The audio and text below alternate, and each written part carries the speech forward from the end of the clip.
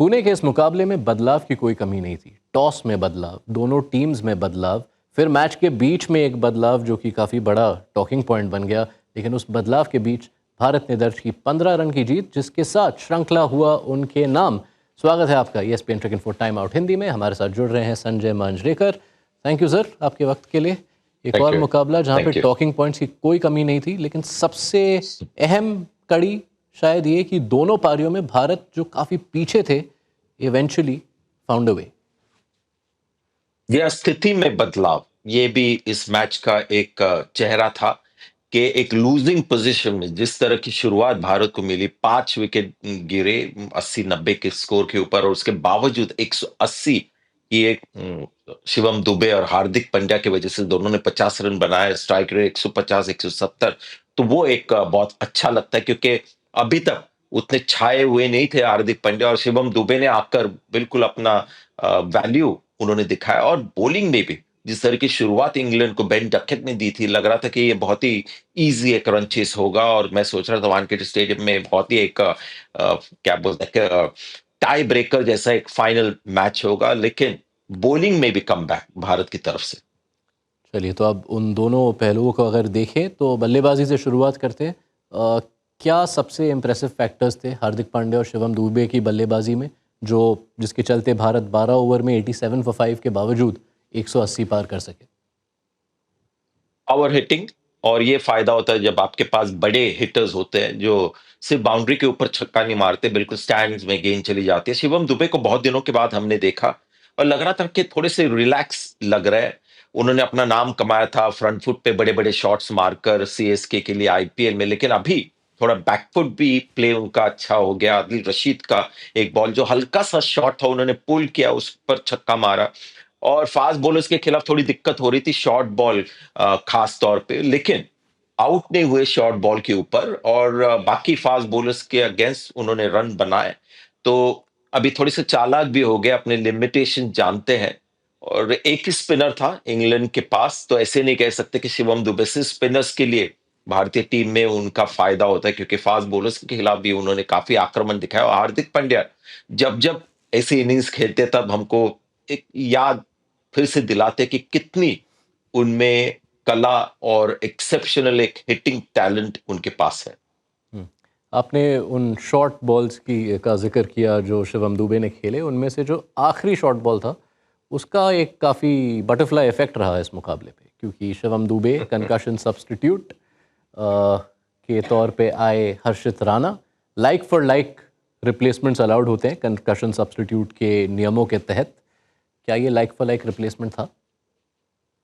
देखिए, जब like for like कहते हैं तो ऐसा नहीं कि चेहरा बिल्कुल उनके तरह होना चाहिए, कद और सब। थोड़ा सा क्रिकेटिंग काबिलियत, मैं मजाक कर जो रहा कि था, इस केस क्रिकेटिंग में था काबिलियत वैसे, का। क्योंकि रवि शास्त्री हम्म आपके दोस्त कमेंट्री में यही कह रहे थे कि अरे हाइट और कद में देखने में तो दोनों बराबर हैं। लेकिन अगर फीचर्स आप देखें और उनकी आंखें आप देखें, थोड़ा हम टॉपिक से दूर जा जी। रहे हैं। मैं ये कहना चाह रहा हूं कि देखिए, लाइक फॉर लाइक रिप्लेसमेंट है नहीं। शिवम दुबे और हर्षित राणा में बहुत फर्क है, लेकिन शिवम दुबे गेंदबाजी करते हैं, और इंटरनेशनल T20 इंटरनेशनल्स में भी उन्होंने गेंदबाजी की है। तो क्योंकि ऑलराउंडर शिवम दुबे है, इसलिए भारत एक केस कर पाया ऑफिशियल्स की तरफ के। केस ये होगा कि इस पिच के ऊपर हम सोच रहे थे कि शिवम दुबे से 3-4 ओवर्स कराएं, और उन्होंने किए भी है 3 ओवर्स एक इनिंग्स में। और अभी वो अवेलेबल है नहीं, तो हमें एक बॉलर चाहिए। जैसे भारत ने जाडेजा की जगह चहल को भी लिया था। अगर ये कंकशन किसी प्योर बल्लेबाज को होता, तो फिर ये इम्पॉसिबल होता है ऐसा रिप्लेसमेंट। लेकिन इंग्लैंड अगर थोड़ी सी नाराज है, तो वो भी आप समझ सकते हैं, क्योंकि बिल्कुल लाइक फॉर लाइक है नहीं, लेकिन विद इन द रूल्स ये काम किया गया है। और आजकल क्या होता है कि as per the rules referee को या अंपायर्स को चलना पड़ता है। पहले अंपायर्स के पास काफी पावर थी, रेफरी के पास पावर थी।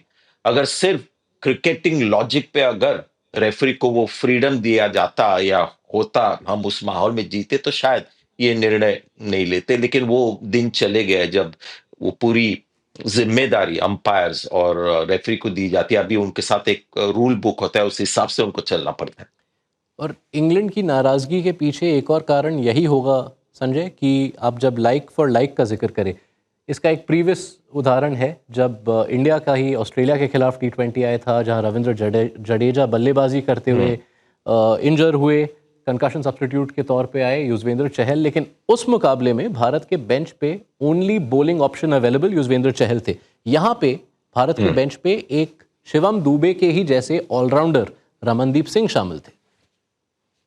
जी हाँ, इसीलिए क्रिकेटिंग अगर आर्ग्यूमेंट हो तो फिर कह सकते कि वो थोड़ा लाइक फॉर लाइक ज्यादा है, लेकिन रूल ये बताता है कि लाइक फॉर लाइक यानी कि ऑलराउंडर अगर आपके पास है और कोई गेंदबाजी कर सकता है, लेकिन जैसे जाडेजा, बल्लेबाजी का कोई कंपैरिजन है नहीं चहल के साथ, लेकिन गेंदबाजी का है। और रमनदीप शायद रेफरी ने सोचा होगा कि इन्होंने हार्डली कोई बॉलिंग की है अपने T20 इंटरनेशनल करियर में, 2-3 ओवर किए है, और दुबे सब जानते हैं कि काफी यूजफुल बॉलर है। तो एक थोड़ा-सा वहां पर एक ग्रे एरिया जो था, उसका उपयोग भारत ने किया। और इसके बाद जो होने वाला है, में कंकशन सब्स्टिट्यूट जो आया है, एक अच्छे उद्देश्य के साथ आया है, लेकिन थोड़ा-सा कभी-कभी आप यूज करते हो टैक्टिकली, तो इस पे आई एम श्योर एक क्रिकेट कमेटी की मीटिंग होगी और देखेंगे कि कैसे हम इसको बिल्कुल फूल प्रूफ बनाते हैं, ताकि उसका उपयोग जिस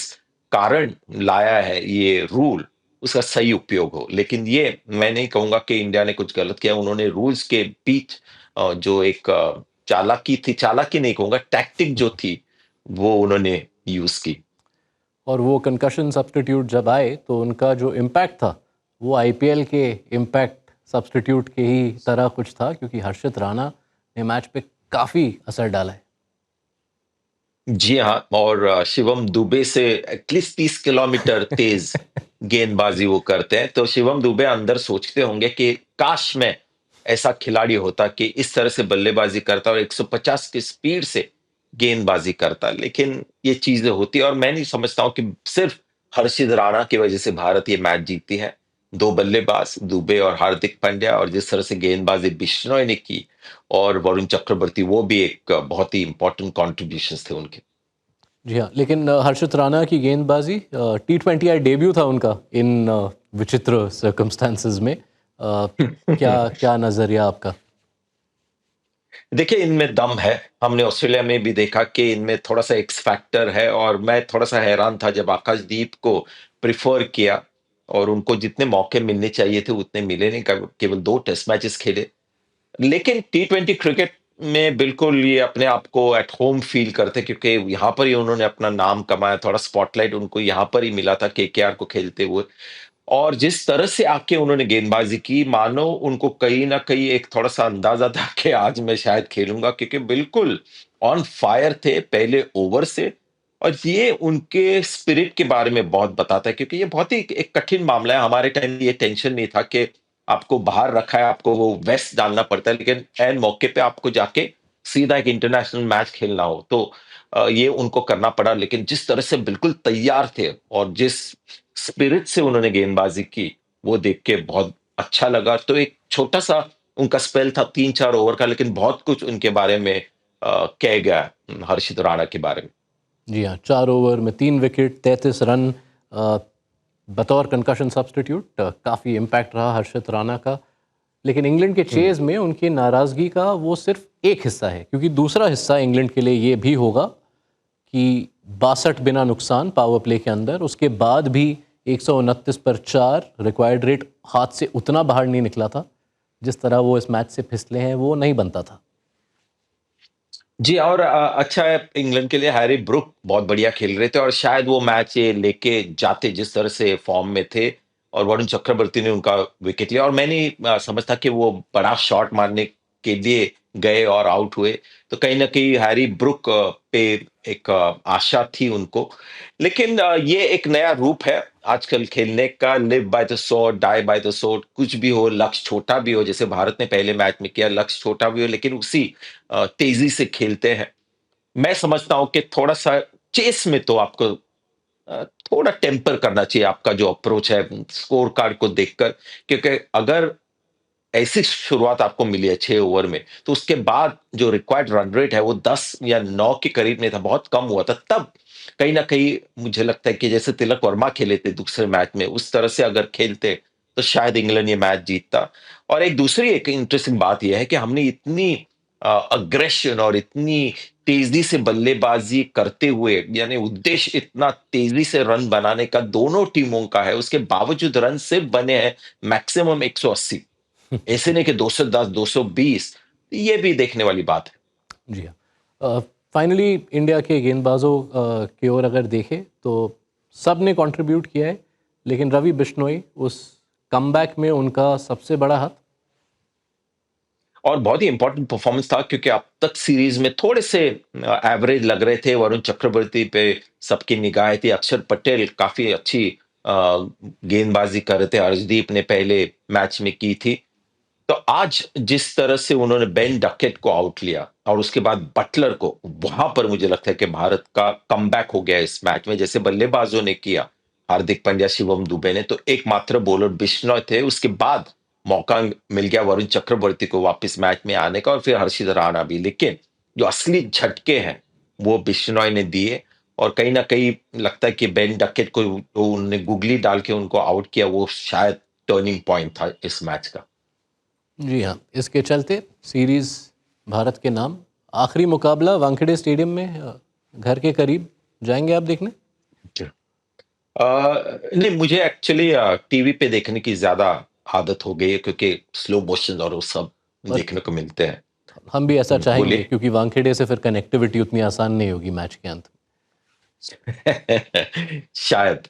और हार्दिक पांड्या बहुत ही उत्सुक होंगे, वानखेड़े स्टेडियम जाएंगे क्योंकि यहाँ पर अभी उनको एक अलग तरह का वेलकम मिलेगा। में। जी हाँ, इस बार किसी को बिहेव कहने की ज़रूरत नहीं पड़ेगी। शुक्रिया संजय मंजरेकर आपके थैंक वक्त यू। के लिए। Thank you. इसी के साथ चौथे मैच की ये थी कहानी। भारत इस 15 रन की जीत के साथ श्रृंखला में 3-1 से आगे।